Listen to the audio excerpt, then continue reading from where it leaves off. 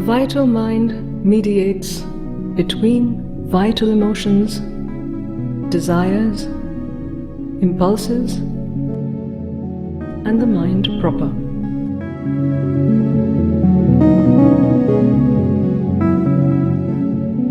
Its movements are experienced in the upper chest, just above the emotional being. The vital mind gives mental forms to the desires, feelings, emotions, passions, ambitions, possessive and active tendencies of the vital.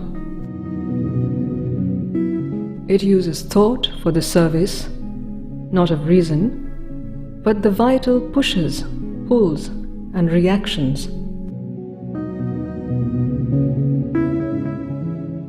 It is a mind of dynamic will, action, and desire, not of rational intelligence.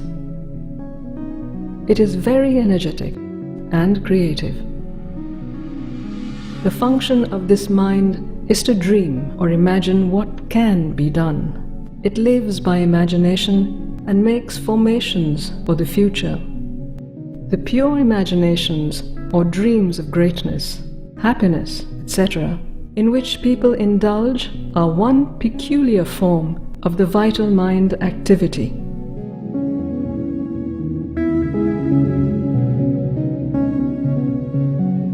By its power of imagination, it goes beyond the sense-bound physical mind and the physical actuality.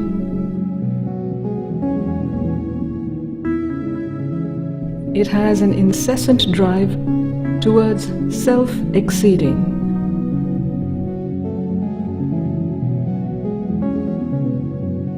It always needs some kind of activity and change.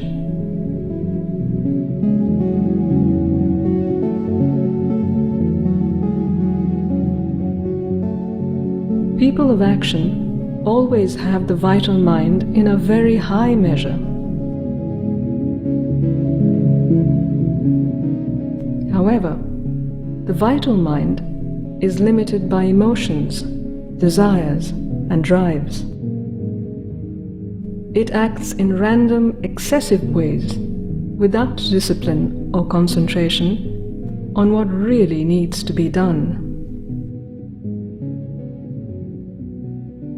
It has no sense of proportion or measure and is eager to be or achieve something big at once.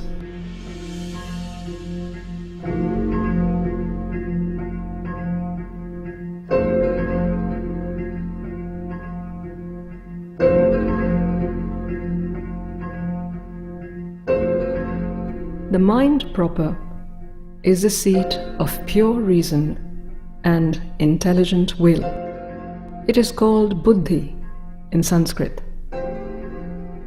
This power of intelligent will is normally available to humanity in the current stage of evolution. It can review the past,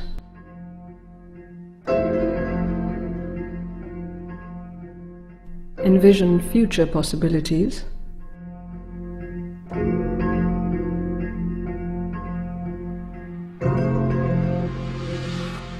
and give us a sense of continuity of self in the changing flow of life and time experience.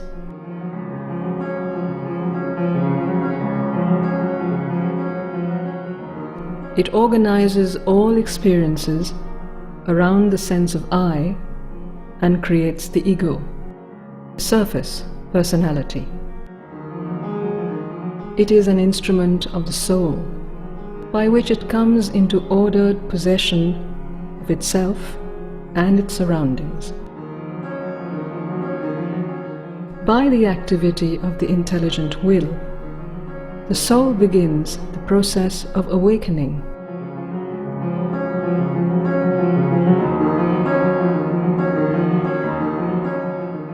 There are two parts to the mind proper: the thinking mind and the dynamic mind. The thinking mind is essentially a mind of knowledge.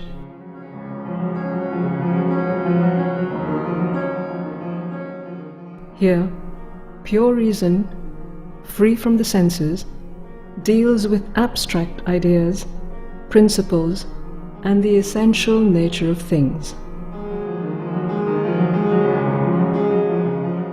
It concerns with a disinterested pursuit of truth and knowledge.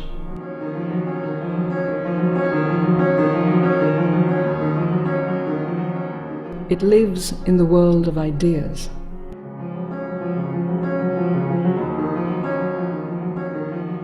The thinking mind finds its satisfaction in the reasoning, logical intelligence.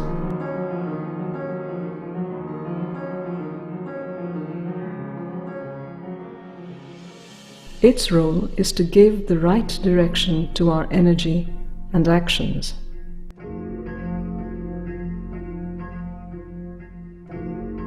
The ability to use reason with any purity is not very common, but the attempt to do so is the topmost capacity of the thinking mind. For action in the world, the thinking mind depends on the aid of the dynamic mind. Dynamic mind is a mind of will to action.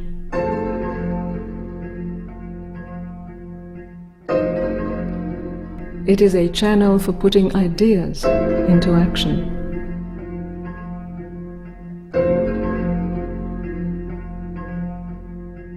It has a pragmatic intellectuality in which creation and action are its real motives. It acts by idea and reason. To this pragmatic reason, truth is only a formation of the thinking mind, effective for the action. It is in itself, therefore, a mind of the will to life and action. It uses the externalizing mind as a channel for manifesting its ideas.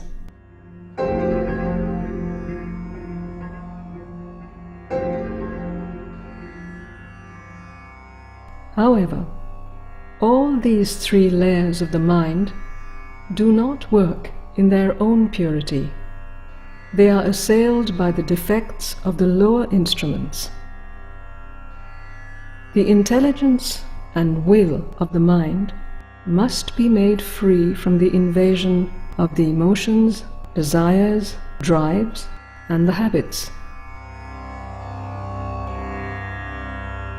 This will purify the intelligent will and its power of pure reason.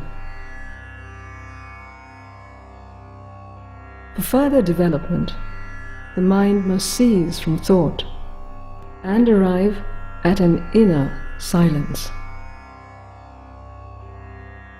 Its inward opening would lead to the discovery of the psychic being and its transformating influence.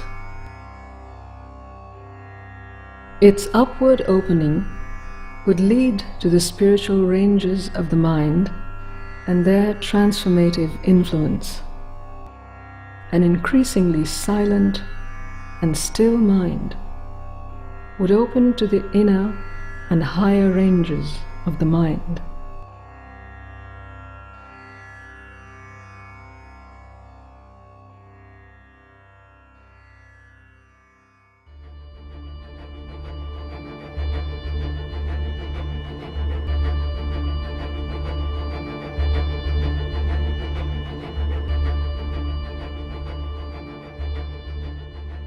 The subliminal self is a vast and submerged portion of our consciousness.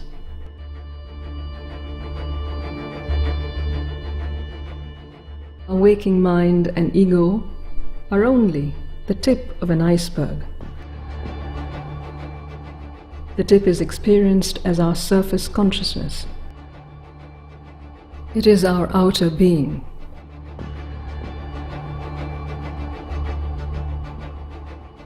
Behind this outer being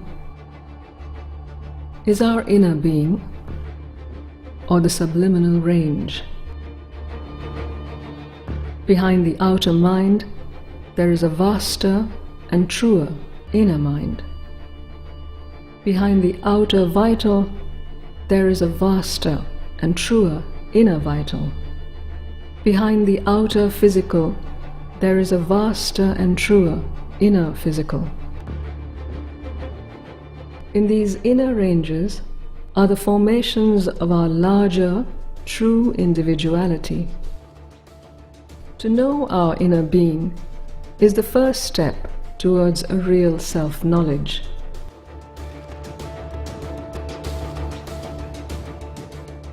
It is through dream state that we usually enter the subliminal. It is a subtle dimension of reality.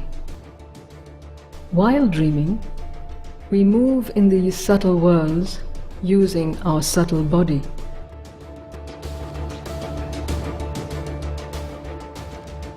Our material body is only an outer form.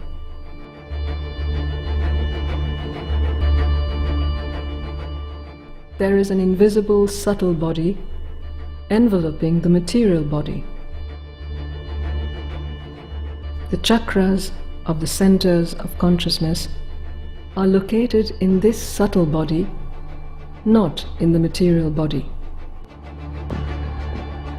The subtle body is composed of subtle physical, vital, and mental sheets.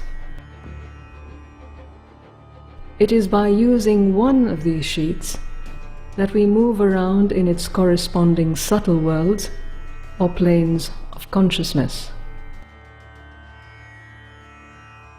Subtle body is an individual formation. Subliminal extends beyond these sheets, forms a circumconscient envelope.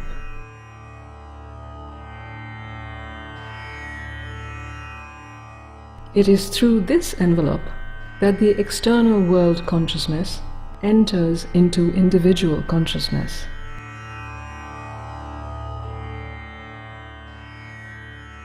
This envelope is surrounded by the ocean of universal mind, universal vital and universal physical consciousness. The circumconscient envelope can expand and open to the universal range. In this concealed subliminal part of our being, our individuality is close to our universality, in constant relation and exchange with it. All these together constitute the subliminal and universal ranges of our inner being.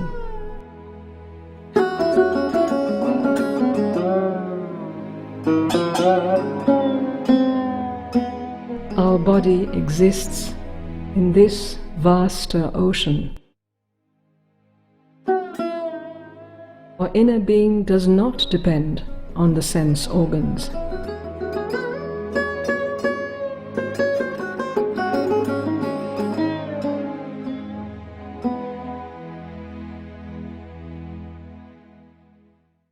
It can know through a direct contact of consciousness with another consciousness. By this inner contact, we can know the thoughts and feelings of people around us and feel their impact. There is an exchange happening all the time without our awareness. Our inner being has subtle senses, and their operations bring telepathy, clairvoyance, and other supernormal capacities.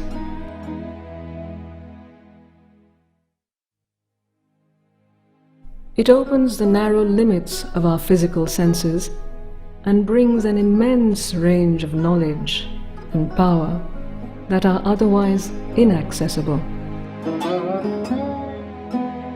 From this subliminal come all the greater aspirations, ideals, and strivings towards a better humanity.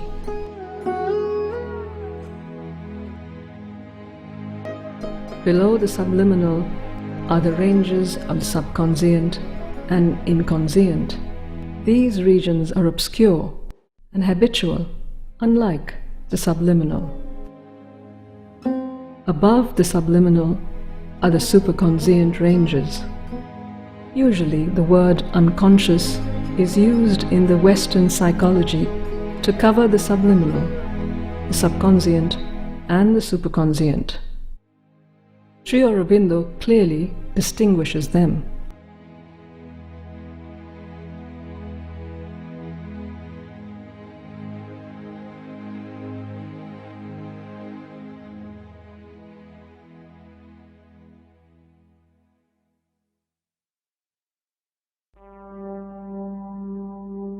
Psyche is a Greek word, the soul. Soul is a spark of the divine that supports evolution in the material world.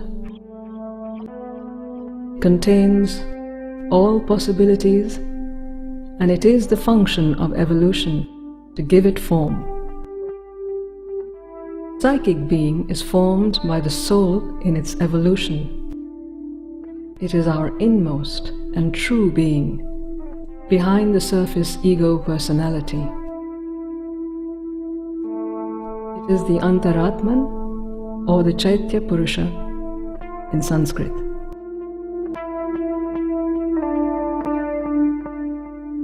It supports the mind, the vital, and the body, and grows by their experiences. This psychic being is the representative of the central being, known as the Jivatman in Sanskrit. The central being above presides over all the births, but it does not descend into birth in time. It is our eternal and infinite self. Spiritual liberation comes by an ascent and union to this universal self. But for the evolutionary transformation of life and nature, the awakening of the psychic being is indispensable. Our psyche, in its early stages of development, exists only as a divine spark. This soul spark evolves through the cycles of rebirth, through increasingly complex life forms. It is the impeller of evolution on earth, the Agni of the Vedic seers. It carries the essence of experiences from the past births into the present birth. It is the knower of our purpose and mission in the world. This leader of our evolution is behind the veil of our surface consciousness, the ego, the false outer personality.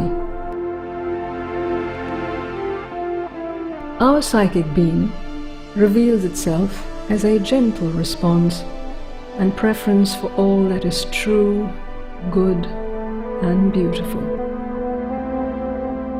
Normally, this gentle response gets lost in the flux of surface consciousness.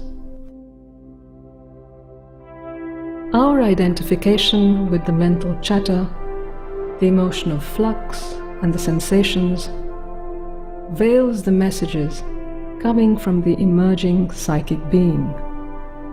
Therefore, it is necessary to establish inner silence and peace. Psychic being can be discovered by a deep inward journey.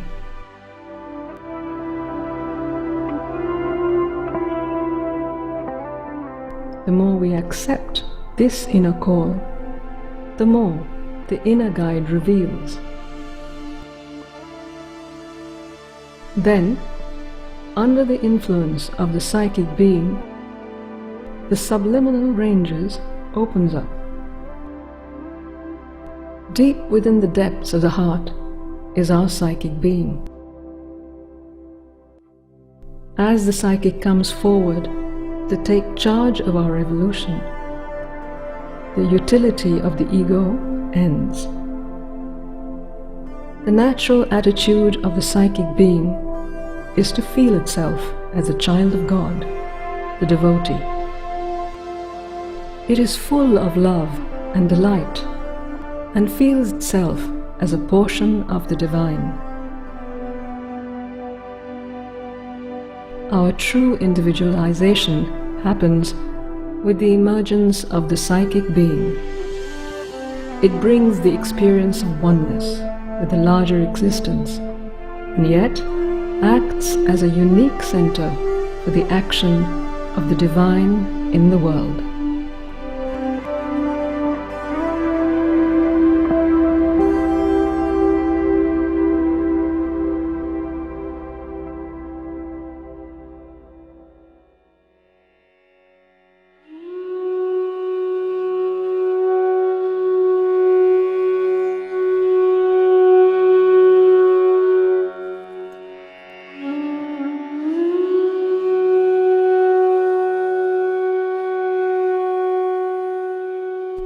Our being has two poles of existence. The superconscient pole is above, and the inconscient pole is below. There is a vast spectrum of consciousness between these two poles.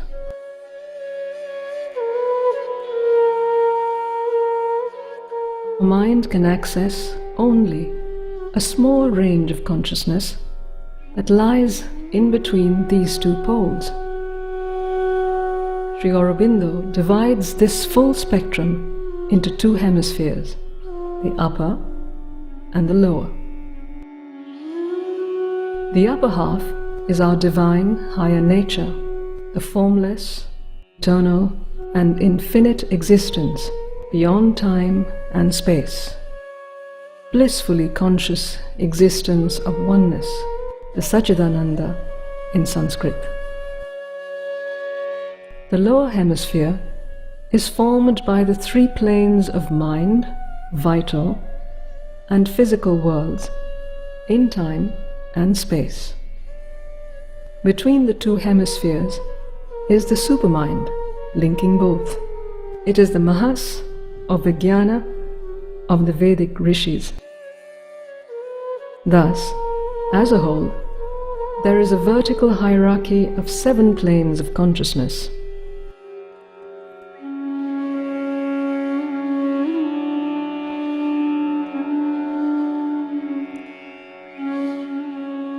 The supermind is the creative power that builds the worlds. All the higher planes are involved in the physical plane. The evolution unfolding on the earth in the physical plane as a result of pressure arising from within the physical plane to express the involved consciousness. This is supported by a descending pressure from the planes above. The emergence of human beings on earth is a result of the descent of the mental plane into the physical plane.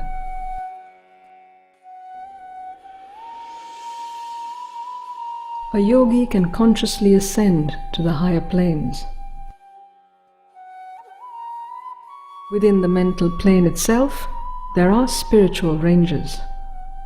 First is higher mind that transforms our step-by-step linear thought process into mass ideation. Second is the illumined mind of light, vision, and revelatory knowledge. Third is the intuition, where knowledge comes by identity.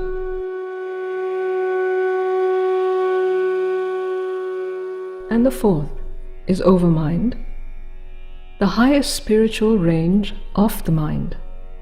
The overmind universalizes consciousness, brings cosmic consciousness and action.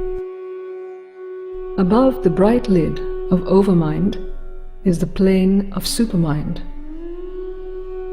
where it is no more diversity moving towards unity, but unity embracing diversity in the infinity of our being. The power of triple time vision, Trikala Drishti, embracing the past, present and future, arrives at its perfection. Knowledge and will moves together upon the foundation of oneness. But such an ascent does not transform the human nature. All these higher ranges are yet to fully descend into human beings and manifest their higher operations. Only when dynamic powers of the higher planes descend, with the psychic being as a support from below, the mental, vital, and physical parts of being undergo spiritual and supramental transformation.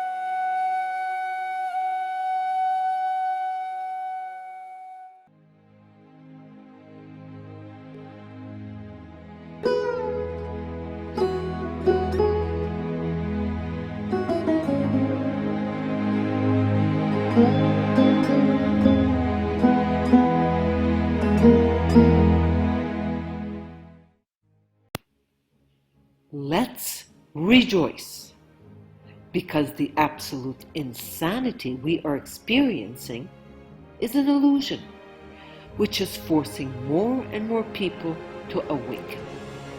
However, we must have compassion for those who are incapable of awakening, because the mRNA injections have created a separation from the individual soul. The only way out of the illusion is absolute non-compliance. I am not interested in survival, which leads to inevitable death with reincarnation back into this virtual reality simulation. I choose to live at all cost. The courageous ones have consciously chosen to get out of the illusion and will continue the evolution of consciousness on the ascending crystal spiral. Consider viewing the many videos I have created on the time wave spirals. I know my jail experience was a blessing because it forced me to leave Canada and what was perceived as a perfect life of a very successful dentist and mother of 2 wonderful children. I accessed the courage within me, abandoned myself to my soul, and jumped into the complete unknown. Today, I'm able to offer guidance to those who choose life in Colombia or Ecuador. A long-term stay at Cascada Café Retiro is $400 per month. I also offer reconstructive dentistry at a very affordable price. Finally, I am guided by the teachings of Sri Aurobindo and the Mother. Sri Aurobindo's integral yoga goes beyond individual liberation and embarks on a collective transformation on earth. After Sri Aurobindo's passing, the mother continued their work, and on February 29, 1956, she brought down the supramental consciousness upon earth. Since then, the supermind has been operational on earth as an active evolutionary power.